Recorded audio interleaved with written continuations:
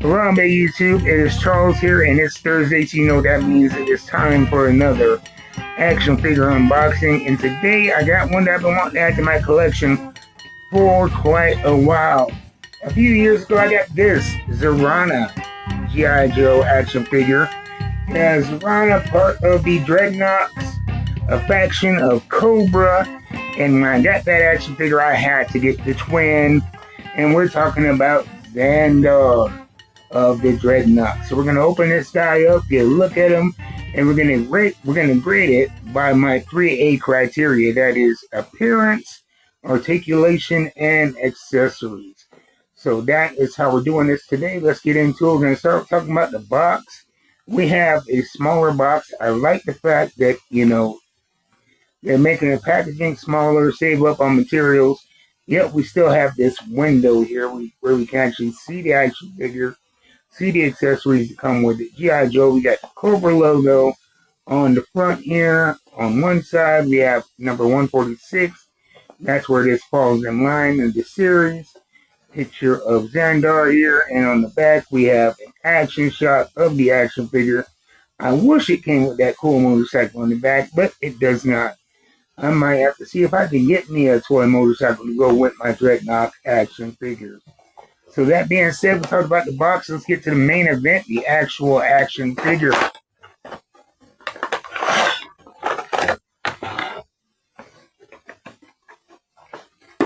Here we go.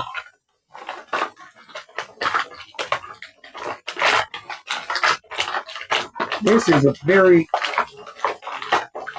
good looking action figure. Yeah. If I can get it out of the plastic here. There we go. Yeah, I like it. It is unlike anything I have in my G.I. Joe collection right now.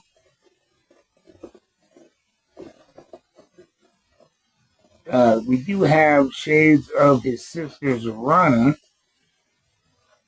But this is the only other Dreadnought that I have in my collection.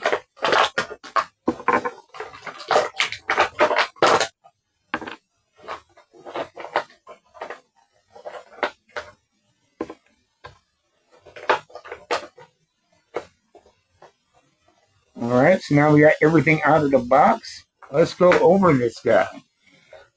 Starting with appearance. And one thing that I think is cool too, that connects these action figures here, is if you look at Zandar and her appearance, she has a pink top. It's a t-shirt that is ripped at the torso here. And where the rest of that shirt is actually the bandana around her brother's neck.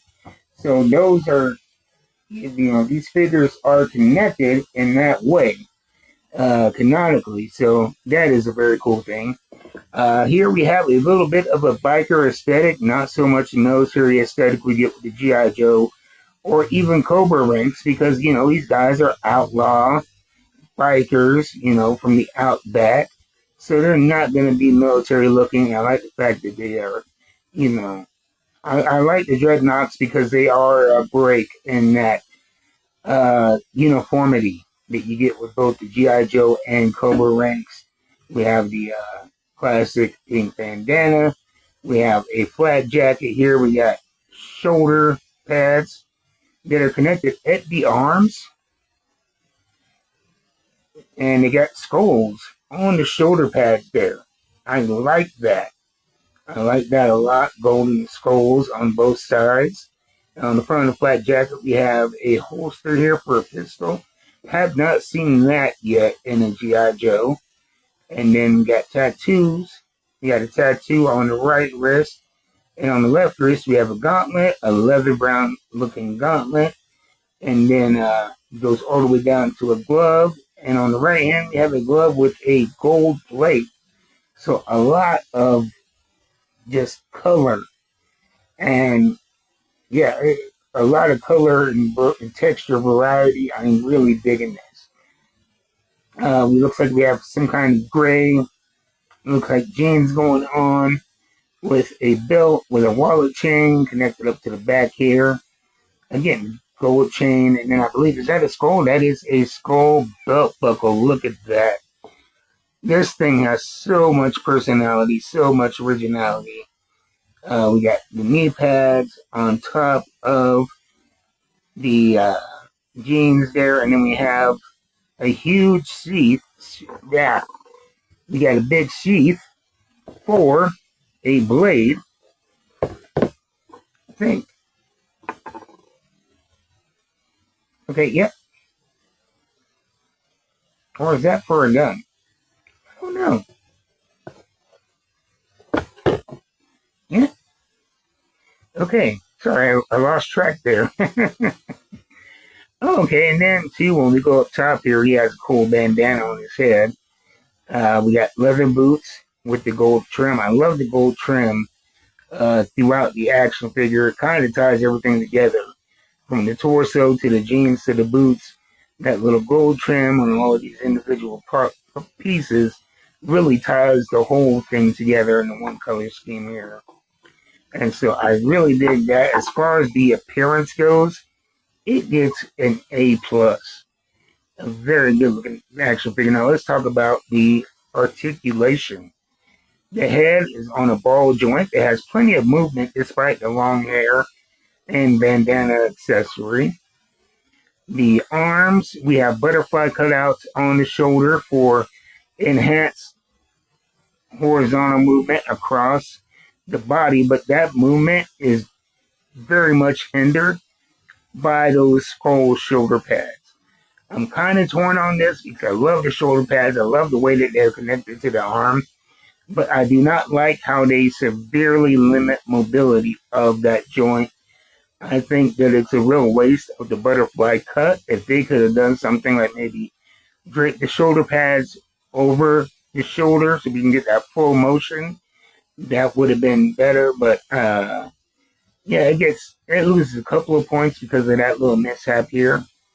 But again, I love the shoulder pad accessories. So I'm not going to complain too much. We got double jointed pinless elbows. And then the torso is on a swivel, slight side to side on the hips. And then we have a ball joint going to the leg, horizontal cut for on the thigh, double jointed pinless knees, a boot cut for left to right horizontal movement. And then the ankles go back and forth, side to side. Not bad at all. The articulation, I will give the articulation a B because of the shoulder pad conundrum. Now let's talk about accessories. We have a backpack here. Looks like we have what is sticking out. I do not know what these are. But I like the fact the backpack is blue, matches the flat jacket accessory. And it really, oh, wait a minute. Okay, yeah, we're having some problems here getting this backpack to get into place here.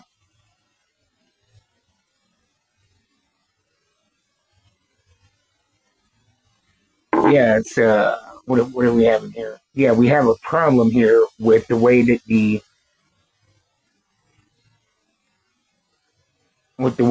flat jacket, let's see if I can show you here, the way the flat jacket is lining up with the hole in the back for the backpack accessory is making it difficult to use that backpack accessory. It's almost off center here, very much off center.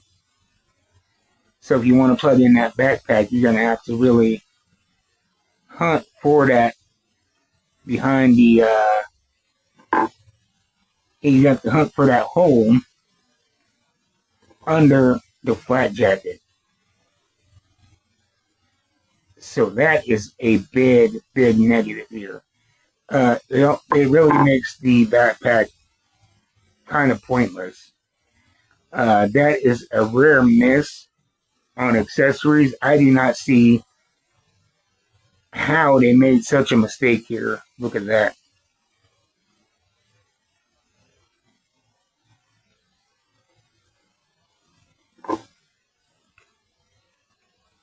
Let's try one more time to get this backpack in there.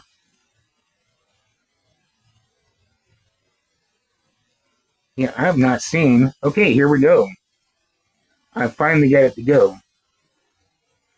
And I mean, once you can get it in there and work it in there and get that flat jacket lined up to the actual hole, it fits securely, but it was by far the hardest backpack accessory I've had to place on a classified action figure. That is not good. That is definitely going to go into the negatives for me as far as ratings go. Okay, and so we have the sidearm here, a little pistol, and then I'm thinking that will go into the holster on the chest. And you can actually close that up here. And then the knife, is the knife going to go here in the leg? Maybe. Let's see.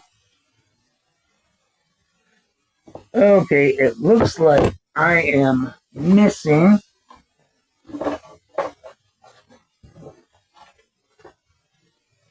Yes, I am missing an accessory. So we have some kind of blade here that goes into the leg sheath. I am not sure what kind of blade it is. It is a novel piece. I have not seen, and I do not have in my collection. And so that will go in the sheath on the right leg. And do we have a compartment for the knife? Okay, that's going to be on the back of the belt. Another novel piece for this action figure. So you get them all kitted out. It looks great. I dig everything except for that backpack. And then we have the gun here. It looks like it has some kind of harpoon tip on the end of it. And a scope.